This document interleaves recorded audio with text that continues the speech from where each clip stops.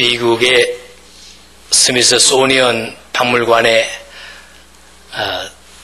소장되어져 있는 세계에서 가장 큰 다이아몬드, 여러분 잘 아시는 대로 45캐럿짜리 인도산 다이아몬드죠. 45캐럿이니까 아마 그 캐럿을 보면 얼마나 큰지는 대강 추측할 수 있겠고요. 저주의 보석이라고 부릅니다. 왜 이 보석을 저주의 보석이라고 할까? 원래 이 다이아몬드를 소유하고 있었던 사람은 페르시아 총독이었는데요. 이 다이아몬드를 훔쳐가려고 하는 도둑이 들어와가지고 그 도둑에게 살해를 당합니다. 두 번째 소유자였던 사람은 페르시아 왕이었는데 그 왕은 반란군에 의해서 처형을 당했습니다.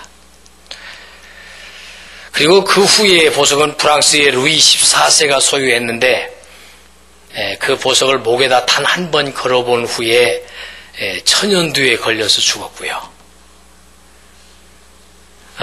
그 후에 루이 16세하고 그 왕비 마리앙 드와네트가 그 보석을 차지하죠. 근데 그 두 사람 다 그 보석을 차지하고 난 후에 단두대에서 처형을 당합니다.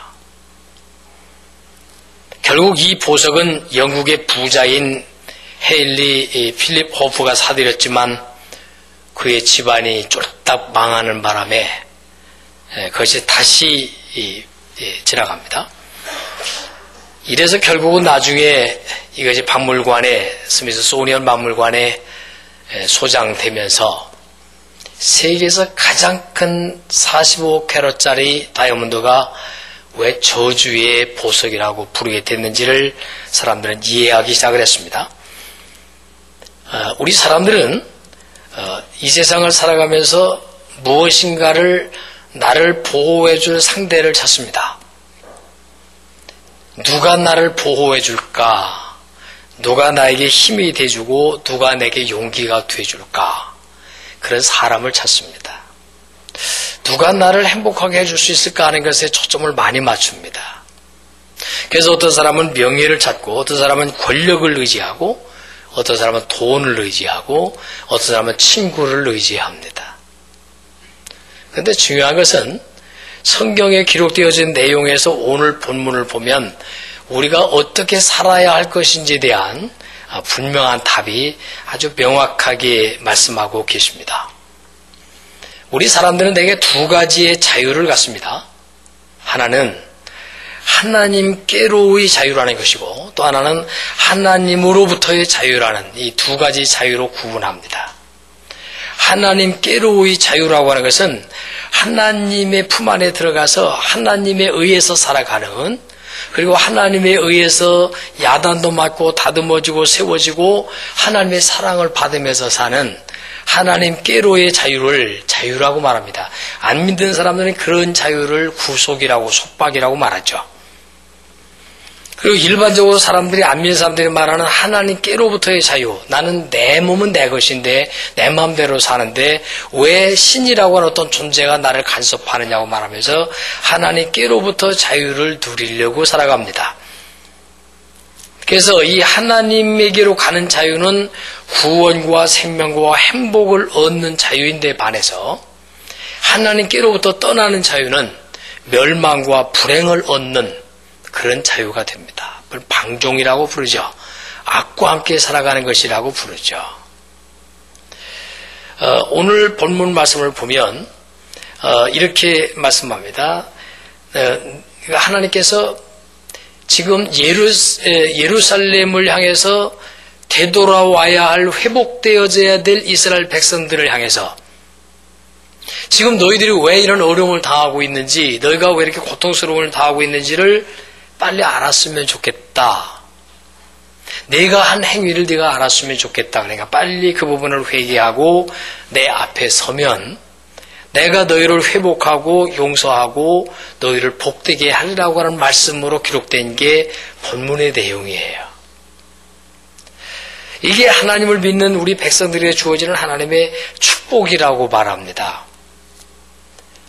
여러분, 이 시간에 하나님의 현미경으로 우리 자신의 살아온 날들을 다 들여다보면 아직도 회개하지 않은 찌꺼기 같은 죄악들이 우리 속에 붙어 있습니다.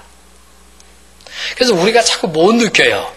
아, 이런 죄가 있었는데 까마귀 잊어버린 죄들이 있어요. 그리고 그것을 생각 못해서 생각이 안 나서 회개 못한 죄까지도 있단 말이에요. 그리고 아직까지도 고집을 피우고 있는 자기 주장이 있단 말이에요. 이런 것들이 하나님의 진노가 임하게 될 위험성이 있다면 빨리 버리고 싶죠. 그래서 회개라는 걸 촉구하시는 거예요. 그래서 처음에 주시는 말씀이 뭐냐면 오늘 8절에 이렇게 말씀하세요. 내가 그들을 내게 범한 그 모든 죄악에서 정하게 하며 그들이 내게 범하며 행한 모든 죄악을 사할 것이다. 그랬단 말이에요. 죄는 사함받은 죄악이 있고 사함을 받지 못하는 죄악이 있어요. 사함받은 죄악은 그 죄를 아파하면서 철저하게 엎드려서 하나님 앞에 대놓고 용서받은 게 사함받은 죄악이고, 아직까지도 이것은 내가 계속 고집해야 될 문제야 라고 생각하고 행하는 모든 이들은 바로 사함받지 못한 죄악이란 말이에요. 그러면 이스라엘 백성들이 지금 이 예레미야 선지자를 통해서 외치는 말씀이 뭐냐면, 너희들이 왜 지금 바벨론 포로로 잡혀가가지고 여기 비참해졌는지 아냐? 내가 지금까지 왜 그렇게 성공 한 번도 못 해보고 계속 실패를 계속했는지 아냐? 그렇게 돼서 그냥 될 것도 안 되고 계속 안 되고 어려움만 닥치는 이유가 뭔지 아냐? 그것은 바로 내가 아직 버리지 못한 내게 찌꺼기 같은 추한 것이 남아있어서 너는 계속 그것 때문에 고통을 당하느니라 라고 말씀하시는 거예요. 어려움이 계속해서 찾아온다. 뭐가 잘 안 된다. 잘 될 것 같은데도 안 되고 다른 사람보다 훨씬 뒤처진다 라고 느껴진 것들은 이유가 있습니다. 내가 아직까지 버리지 못한 어떤, 다듬어지지 못한 어떤 것 때문에 그렇다는 것을 아는 순간에 우리는 빨리 자기 자신의 삶을 방향을 바꿀 수 있습니다.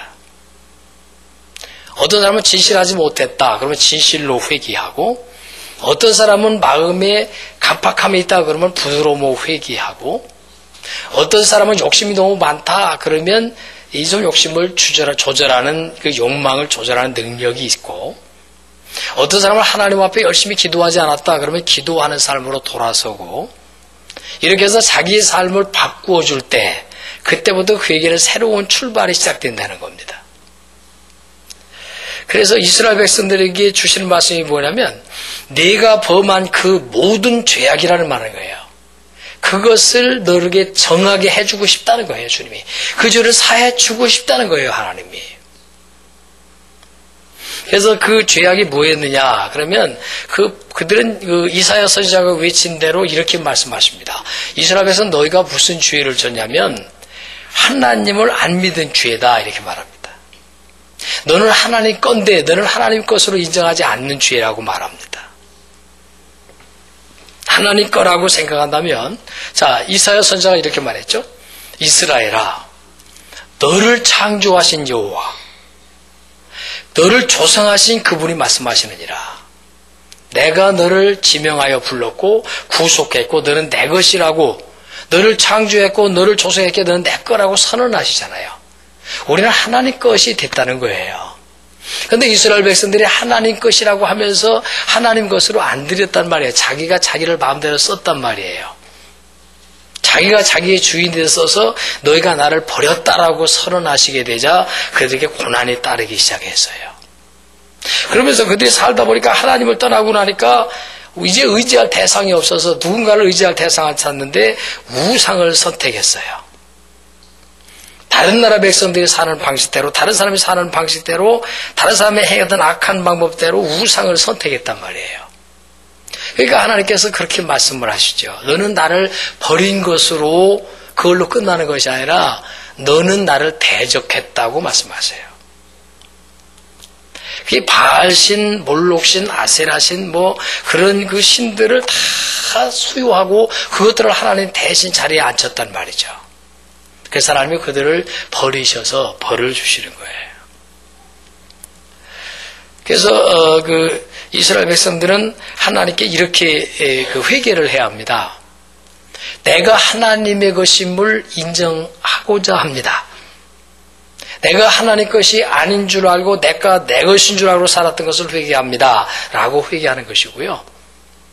그리고 내가 하나님 대신할 만한 어떤 것을 붙잡았었는데 그것을 내가 버립니다. 라고 하는 게 그네들에게 향하신 하나님의 사랑의 고백이에요. 그렇게 좀 해주지 않으련 구약성경의 대부분을 민족사, 이스라엘 전체가 흘러온 민족사와 구속사로 이루어졌는데 그것을 딱 구분하면 이렇게 구분됩니다. 하나는 그들은 범죄했다. 범죄한 그들을 하나님이 심판하셨다. 심판받은 그들을 하나님이 원하시는 대로 회개를 했다. 회개한 그들을 구원으로 이루셨다. 요게 네 가지가 반복해요. 자, 범죄하고 심판당해서 얻어 터지고 그러고 나서 아프니까 회개하고 회개하니까 복 주었고 복 받았더니 다시 또 죄에 누워서 또 죄 짓고 또 얻어 터지고 회개하고 복 받고 또 범죄하고 얻어 터지고 회개하고 복 받고 이게 계속 반복되는 게 이스라엘의 역사예요. 우리를 또 그래요. 우리의 삶에서도 조금 뭐가 괜찮게 되는가 싶으면 오만해져요. 내 생각대로 혹은 내 생각에 미치지 못하지만 그래도 대체적으로 괜찮아졌다라고 조금 느껴지게 되면 그때부터 사탄이가 와서 우리를 유혹해요. 야, 너 대단한 사람이다. 야, 너 그 정도면 굉장하다. 야, 하나님 없이 사는 사람보다 뭐 다를 바 없고 너 그대로 되면 되겠다 해서 내가 잘 돼서 잘한 거야 라고 자기를 자꾸 부추깁니다. 사탄이가 와서. 그러면 이게 오만함에 빠져가지고 교만해져가지고 하나님을 떠나게 되고 마음으로 자기를 의지하게 되고 세상을 의지하게 됩니다. 그러면 또 얻어 터집니다. 이게 우리들에게도 반복되어 온 지난날의 삶이었습니다. 그래서 하나님께서 들겨 패실 때 감격해서 회개하고 엎드리게 되면 하나님은 기다렸다는 듯이 받으시고 용납하신다는 거예요. 그래서 좋으신 하나님이라고 그러죠. 난 너를 용서 못해. 내가 너를 지금 별로고 있어. 이렇게 말한다면 그것은 하나님의 사랑이 아닌 인간들의 감정이라는 거예요. 우리들 대체적으로 그래요. 그래서 이런 그 범죄 심판, 회개 구원으로 이루어지는 이 악순환이 남쪽 그 유다와 북쪽 이스라엘에게 패망할 때까지 계속 반복됩니다. 그게 구약성경의 요점들이에요. 그래서 그렇다면 이거 하나 정리하고 넘어가야 됩니다. 중요한 부분이니까. 그러면 죄를 용서하셨죠, 하나님이? 잘못한 것을 죄를 용서해 주셨습니다. 그런데 죄를 용서해 주는데 저주가 거기에서 떠나간다. 그러면 그 저주가 떠나가는 시점이 언제냐면 회개를 하고 나서 그 회개의 사람의 효력이 완성될 때입니다. 그 효력이 완성될 때가 언제냐면 그 죄를 똑같은 죄를 다시는 범하지 않는 때가 효력이 시작되어지고 완성되는 시점입니다. 여러분 그 주님께서 그렇게 정리해 주셨어요. 요한복음 8장에 가보면요. 현장에서 간음하다가 잡힌 여인이 예수님 앞에 끌려왔어요. 그런데 그 사함을 받아야 될 거 아니에요. 그런데 그 사람들이 죽이겠다는 사람은 사함을 안 하겠다는 거예요. 죽여서 그냥 그걸로 끝내겠다는 거예요. 그런데 우리 예수님은 그 여인에게 그렇게 말했습니다. 나도 너를 정죄치 아니하겠다 해놓고는 사함의 효력을 뭐라고 약속해 주냐면 가서 다시는 죄를 범지 말라. 다시 똑같은 죄를 범하면 내가 지금 너를 용서해 준다고 해도 사함의 효력이 없다는 거예요. 사함 받은 게 아니라는 거예요. 그러니까 다시는 죄를 범지 않고 그것을 반복하지 않을 때 그때는 사함의 효력과 결과가 주어진다고 말씀하는 거죠. 이해가 되시죠? 무슨 말씀인지. 우리는 회개해 놨어요. 회개해 놨는데 그거를 그냥 결심했다가 다시 회개했어요. 근데 그 똑같은 죄를 또 범하면 그것은 회개하고 사함 받은 효력이 없어진단 말이에요. 다시 개가 토한 것을 먹듯이 또 똑같은 자리에 들어간다는 말이 되죠. 그걸 말해줘서 형법에서는 우리 국가법에서는 가중처벌법이라고 그래요. 지난날의 죄를 일단 유보해 주어서 지난날 걸 덮어놔주는데 똑같은 죄를 다시 범하면 이번에 범한 죄에다가 옛날의 죄까지 더해서 처벌하는 가중처벌법이라고요. 하나님 앞에 완전히 씻음받을 수 있는 그 용서의 비결이 뭐냐? 하나님 앞에 저주가 떠나갈 수 있는 유일한 비결이 뭐냐? 똑같은 죄를 절대로 반복하지 않는 거예요. 그러면 과거 것부터 깨끗이 씻어주고 그때부터 하나님의 은혜와 사랑의 길이 열리기 시작한다는 걸 말씀하고 있는 거예요.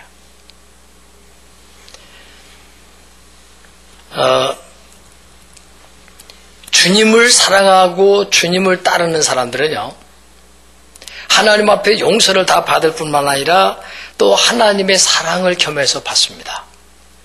하나님의 사랑을 받게 되면 지난 날들의 죄가 용서 안 받을 뿐만 아니라 내 안에서 그리스도의 은혜가 세워져서 그때부터 우리 속에 찾아오는 행복과 평화가 넘치기 시작해요. 한번 구체적으로 성경을 보겠습니다.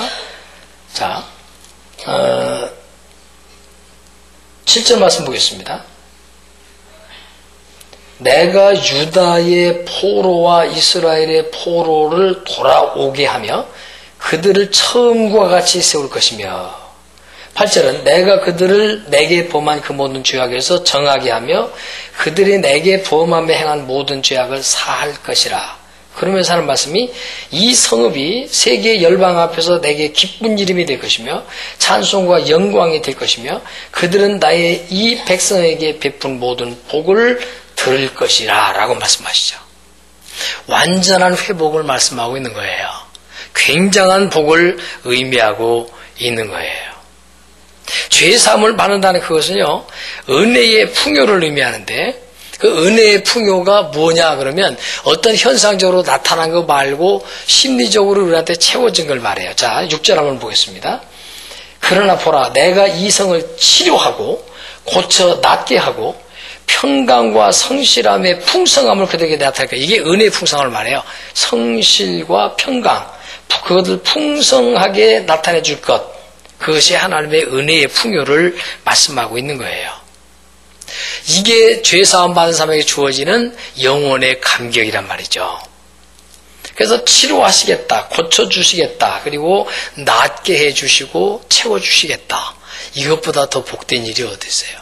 이건 하나님께서 당신에게 주시는 유일한 축복이에요. 미국 조지타운 대학의 그 의과대학 교수인 데일 매슈스 박사가 이런 말을 했습니다.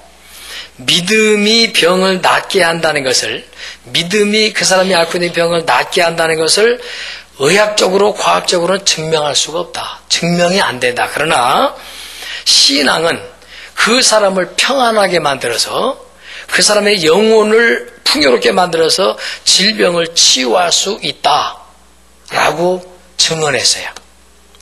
의학자가 증언한 내용이에요. 어떻게 해서 치료되는지는 아직 증명을 할 수 없다, 우리로서는. 그러나 하나님이 그 사람에게 주신 은혜와 풍요로움을 가지고 그것을 통해서 병을 고치고 극복하게 하는 방법은 있다라고 증언했단 말이죠. 요즘 제가 환자를 위해서 기도하는데요, 하나님의 능력으로 치유되어지는 사람들이 점점 나타날 거예요.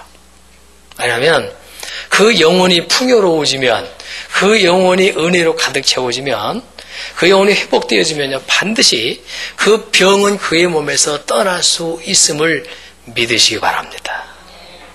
그게 의학적으로도 이미 입증된 내용이니까요.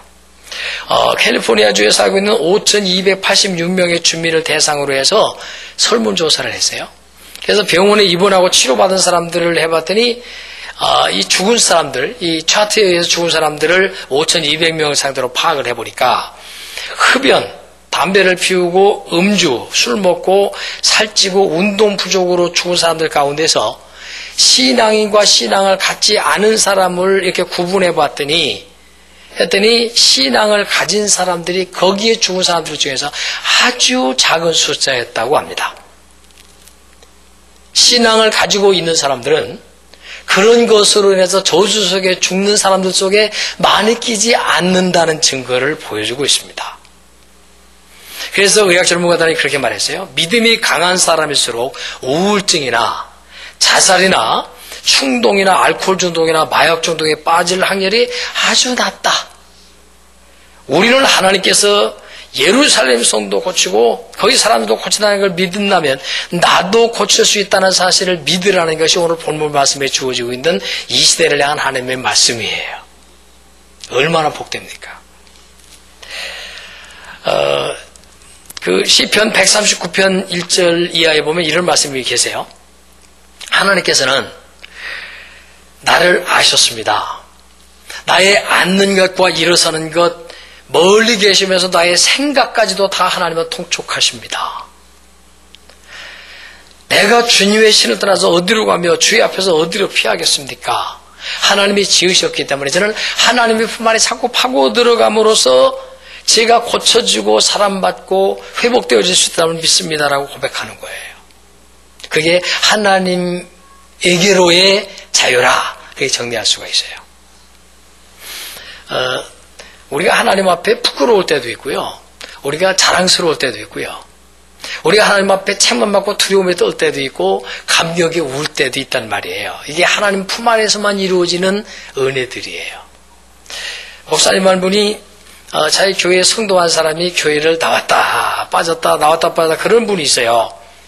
그래가지고 이 사람이 믿음이 없으니까 참 어떻게 믿음을 키워줄 수 없을까 그렇게 고민을 하다가 어느 날 전화를 해도 안 되고 또 연락이 안 돼서 밤에 가면은 퇴근해서라도 만나겠지. 그리고 밤에 그 아파트로 그냥 불시에 갔어요. 연락도 안 하고. 요즘 불시 신방이 좀 효과를 가지죠. 왜냐면 전화를 하고 가면 핑계를 대서 무엇 때문에 바쁘고 뭐 핑계를 대서 신방을 못 받는 새신자들이 있어요. 그래서 불시에 가서 문을 두들겼어요. 그 안에서 사람 소리가 발자국 소리가 싹싹싹싹 나는데 거기 방 안에다 대고 아파트 문에 제가 말이죠. 아무 목사입니다. 그렇게 하면서 문을 두들겼더니 그 음성을 듣자마자 갑자기 안에가 조용해지는 거예요. 그리고 발자국 소리도 안 나게 조용해지는 거예요. 그래서 몇 번 두들겨도 아무 소리도 이제 안 나는 거예요. 그래서 그냥 좀 기다리다가 안 나오니까 그냥 거기다 메모지 하나를 그 아파트 문에다 앞에다가 걸어놓고 왔어요. 뭐라고 하냐면 왔다 갑니다. 그래 놓고 그 옆에다가 성경 기절을 하나 써놨는데 요한계시록 3장 20절 이렇게 써놓고 목사님이 돌아오셨어요. 그분이 조용히 있다가 몇십 분 후에 나가서 보니까 바깥에 메모가 써있고 저 아무경사 다녀갑니다. 그리고서 요한계시록 3장 20절 이게 무슨 말씀입니까? 그리고서 딱 가지고 들어와서 성경을 펼쳐봤더니 볼지어다 내가 문 밖에 서서 두드리노니 누구든지 내 음성을 듣고 문을 열면 내가 너에게로 들어가리라. 그 기절이 딱 있는 거예요. 마음에 찔림이 왔어요. 그래서 그 다음 주일날 교회를 왔습니다. 그래서 예배를 드리고는 목사님 얼굴을 마주볼 양심의 가책이 돼서 못 보게 생겨서 돌아가면서 예배 마치 얼른 도망가서 목사님 서재 앞에다가 메모를 하나 써놓고 갔어요. 뭐라고 하면 목사님 저 오늘 예배 왔다 갑니다. 그리고 거기다가 성경 기절 하나 써놨는데 창세기 3장 10절 여기서 놓고 왔어요. 그래서 목사님이 서재에 들어와가지고 이거 저 메모를 볼까 아니 이 사람이 믿음도 없는데 창세기 3장 10절 어떻게 알았을까. 그래서 창세기 3장 10절을 딱 열어보니까 뭐라고 써있냐면 내가 여호와 하나님의 음성을 듣고 내가 벗었으므로 두려워하여 숨었었나이다. 그래서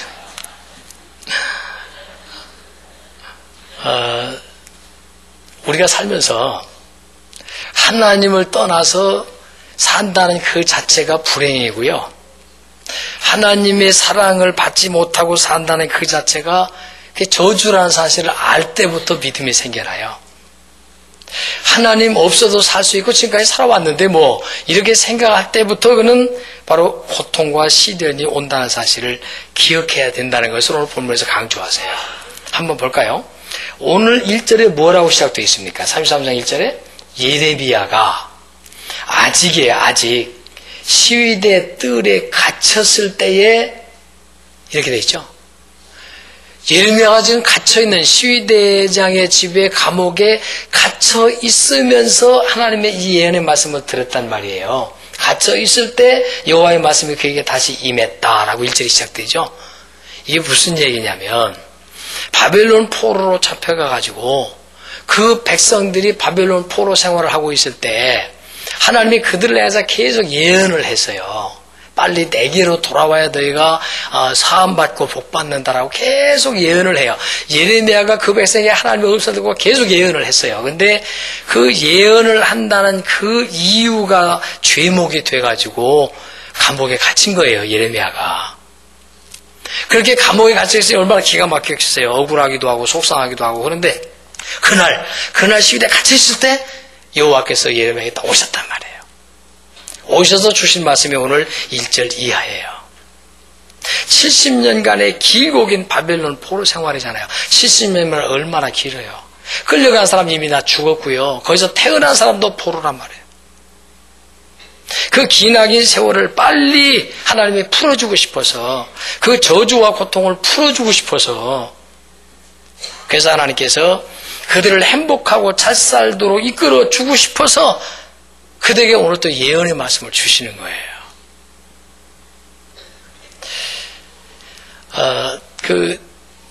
누가복음에 보면 여러분이 잘 아시는 탕자의 비유가 나오죠. 작은 아들이 화람방탕해가지고 온갖 재산 다 없애버리고 죄를 다 짓고 돌아다니죠. 그런데 하나님이 그에게 뭐라고 말씀하셨어요? 그 탕자에게 너 내 죄 다 씻고 내가 다 정상화되어져가지고 없애진 돈도 다 벌어가지고 그리고 와라. 그러면 내가 널 용서하겠다고 그 아버지가 그렇게 요구했나요? 그저 너는 할 수 있는 것이 아무것도 없다. 죄진 그 상태로, 약점 있는 그 상태로, 망한 그 상태로, 실패한 그 상태로 내게로 돌아오라. 돌아옴으로써 모든 것은 끝이다라는 게 돌아온다는 거예요. 사람들에게 전도하면 그렇게 말하죠. 저 술 좀 끊고 나가랍니다, 교회. 저 담배 좀 끊고 나가랍니다. 그런데 언제 성경에 술, 담배, 그 죄악 다 끊고 오라고 하나요? 그 사실에서 벗어나려면 주님께로 오라는 것이죠. 주님께 오면 그것들이 끊어집니다. 죄의 사슬에서 끊어지고요.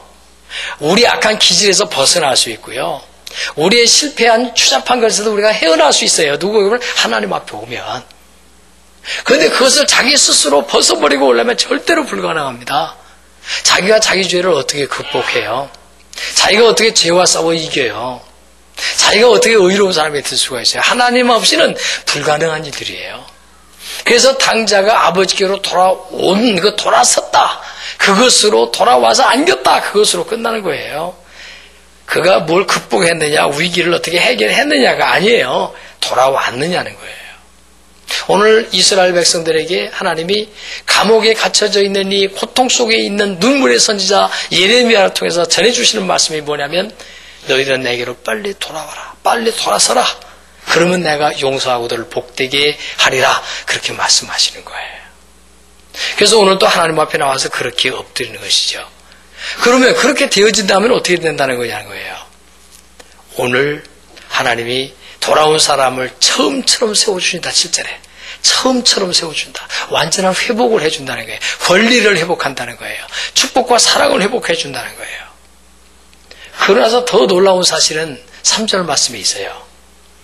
너는 내게 부르짖으라. 나는 네게 응답하겠고 네가 알지 못하는 크고 비밀한 일을 네게 보이리라. 기도의 응답까지 앞으로 펼쳐주시겠다는 약속이에요. 엄청나죠? 과거에 너무 갇혀있지 마세요. 죄책감이 너무 사로잡히지 마세요. 정말 아파하면서 하나님 앞에 내려놓고 회개하세요. 지금 우리가 범하고 있는 악한 행동도 하나님 앞에 다 내어놓고 회개하세요. 진행하지 마세요. 그거는 반드시 저주가 따라와요. 반드시 사탄이가 우리를 넘어뜨려요. 그것 때문에. 굉장히 조심해야 돼요. 그것은 끝장을 가져오게 돼 있어요. 구역 권찰님 한 분이 목사님 사택을 지나가는데 목사님이 이렇게 마루에 앉았다가 이렇게 보니까 권찰님 한 분이 사택앞을 쓱 지나가는데 그냥 얼굴이 온갖 사나움과 막 그냥 무서운 얼굴을 가지고 지나가는데 그 뒤를 보니까 커다란 마귀 한 마리가 그 사람 뒤를 줄줄줄 따라가더래요. 아이 큰일 났다 지금 우리 권찰인데 마귀가 따라다니다니. 그래가지고 기도를 했대요. 하나님, 우리 저 권찰이 하나님의 딸인데 마귀가 뒤따라다니 큰일 났습니다. 그래서 기도를 간절히 했는데 한 30분 후에 다시 되돌아가는데 보니까 얼굴이 환하게 펴져 있고 그 뒤에 천사가 따라가더래요. 도대체 이게 웬일일까? 그래가지고 그 권사님을 불렀어요. 그래서 무슨 일이었었어요? 그랬더니 말이, 예, 사실은요, 저 너머 집에 내 아는 좀 어떤 한 사람이 있는데요. 저한테 돈을 구워갔는데요. 5년이 되도록 안 갚는 거예요. 지가 먹을 거 다 먹고 입을 거 다 입고 할 짓 다 하면서 내 돈을 안 갚는 거예요. 그래서 오늘 끝장을 내리라. 그 생각하고 그냥 독을 품고 갔다는 거예요. 그러니까 이해가 돼요. 독을 품고 갔다? 그러니까 마귀가 따라다녔구나? 그런데 그 집에 정작 가보니까 듣던 거하고 달리 그 울타리 앞에 이렇게 갔는데 그 집 안에서 애가 엄마의 품에 안겨서 막 우는 소리가 들리는 거예요. 근데 뭐라고 엄마가 달라면 얘야 미안하다. 엄마 젖이 말라서 미안하다. 국물 먹고 밥 먹으면 젖이 나올 거야. 근데 먹을 것이 없구나. 애기야 좀 참아라. 그러면서 배고파 우는 애를 부여안고 막 울면서 그래 달래고 있더라는 거예요. 그걸 보는 순간 내가 들었던 바하고 다르구나. 하지 다 쓰고 다 쓰고 나쁘다고 들었는데 와보니까 정말 쌀 것 하루 밥거리도 없구나. 그래가지고 거기서 그냥 가슴이 참 메어가지고 하나님하고 회개하면서 내가 이 집을 마지막으로 때려 부시려고 했더니 이게 악이었구나 싶어서 회개하면서 그 마음을 돌리고 그리고 자기 집으로 돌아오는 길이었다는 거예요. 그랬더니 그 뒤에 누가 따랐어요? 큰 천사가 따르더라는 거예요. 이 얘기가 목사님께서 지어낸 얘기겠어요? 아니면 목사님이 그 마귀와 천사를 보았다는 얘기겠어요? 하나님이 보실 때 우리의 삶에서 그렇단 말이에요. 우리 뒤를 마귀가 따라다니면서 조정한다니까요. 끊임없이 우리의 마음을 뒤집어 놓고 끊임없이 우리의 생각을 악한 생각으로 채우고 우리를 아주 사악하게 만든단 말이에요, 사탄이가. 그걸 빨리 깨달으면 하나님 앞에 돌아오게 되면 사탄이는 우리를 떠나요. 그런데 하나님께 돌아와서 깨지고 엎드리고 기도하고 회개하지 않으면 그 사탄이 절대로 안 떠나요. 우리를 더 악하게 만들고 결과를 최악의 상황으로 만들어 놓고야 말아요. 그런데 우리 하나님께서는 우리를 사랑하셔서 그것으로부터 해방시켜 주시려고 하는 거예요. 한 분만 소개하고 마칠게요. 미국에 가면 그 햄버거 회사가 있는데, 여러분 잘 아시는 대로 버거킹이나 그런 아주 유명한 회사가 많이 있잖아요. 맥도날드나 이런 거 굉장히 많은 회사가 있는데, 그 중에 그 미국의 햄버거 회사 중에서 인앤아웃이라고 하는, 인앤아웃. 그런 게 햄버거 회사가 있는데요. 그 회사가 맥도날드보다 훨씬 뒤늦게 시작한 기업인데 맥도날드를 따돌렸다고 할 만큼 장사가 잘 되는 날개도치에 팔리는 회사가 있어요. 그런데 그 회사가 어떤 회사냐면 그 회사 사장이 인간의 수단 방법으로 별짓 다 하고 별석개도 안 됐어요.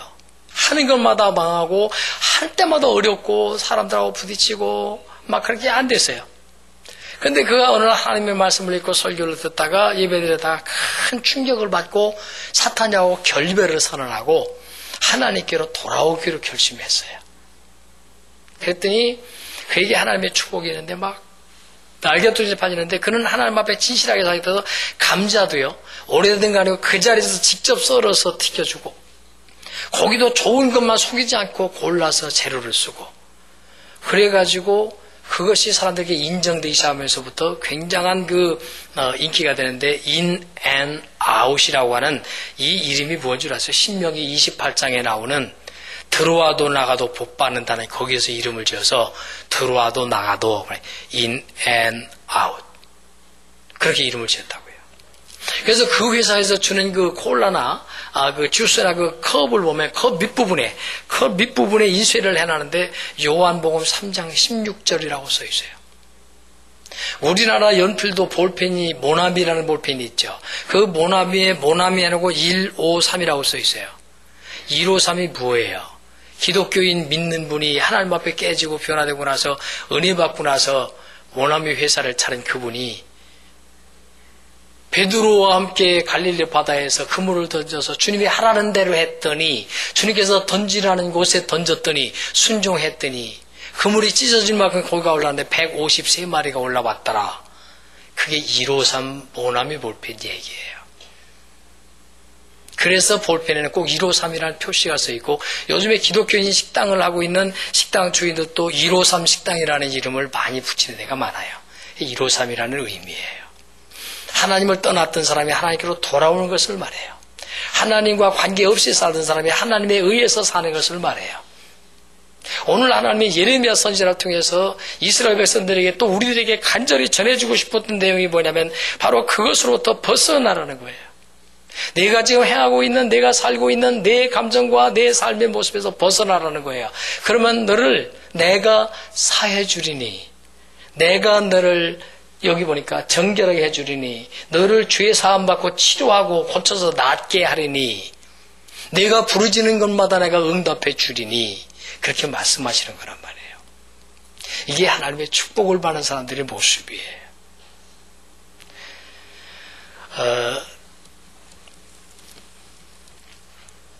믿음의 사람들의 부르짖음이 어떻게 응답됐느냐는 것만 정리하고 넘어가죠. 조지 워싱턴이 독립전쟁을 하고 있었죠. 독립전쟁을 할 때 유럽에서 온 기자 두 사람이 그 얘기를 주고받는 얘기입니다. 이번 전쟁에 과연 누가 이길까? 그랬더니 한 기자가 말하기를, 이번 전쟁 워싱턴이 반드시 이길 겁니다.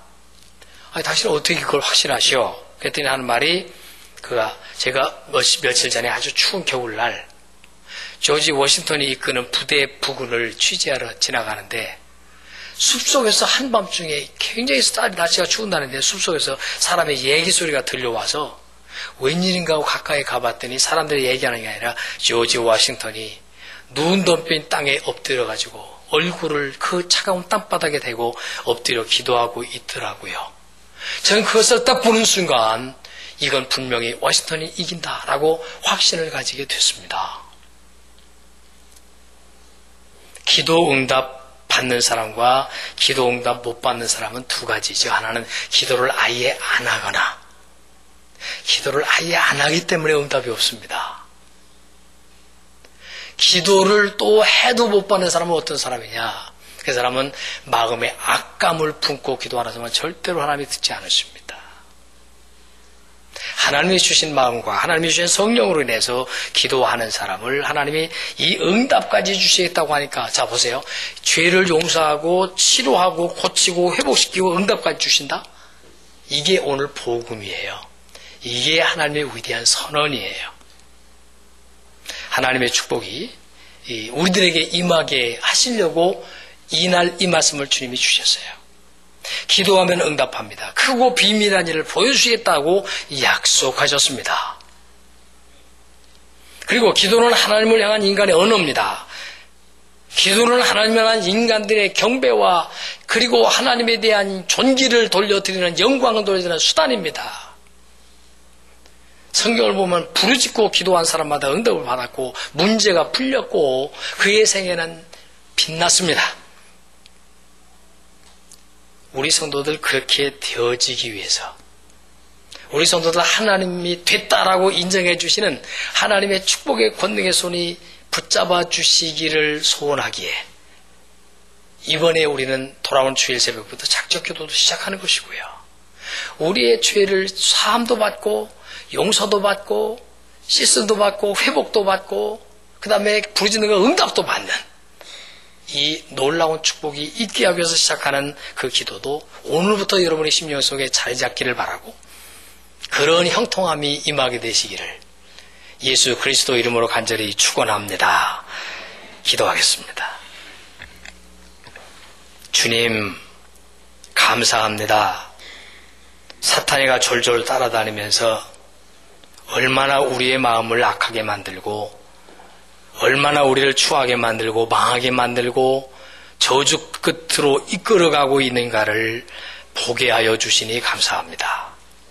70년씩이나 바벨론의 포로로 잡혀서 그렇게 흉측스러운 아픔을 당하고 있던 그들을 건져내 주시고 그들을 회복하시고 그들을 치료하시고 죄 용서해 주시고 그들을 회복시켜 존귀케 하시려고 하시는 하나님의 손길을 우리에게 전달시켜 주심을 감사합니다. 하나님의 은혜로 저희를 치료하시고 저희를 변화시켜 주시고 저희를 존귀하게 만들어 주시고 하나님의 뜻을 이루게 하여 주시옵소서. 우리 주님 예수 그리스도 이름으로 기도하옵나이다. 아멘.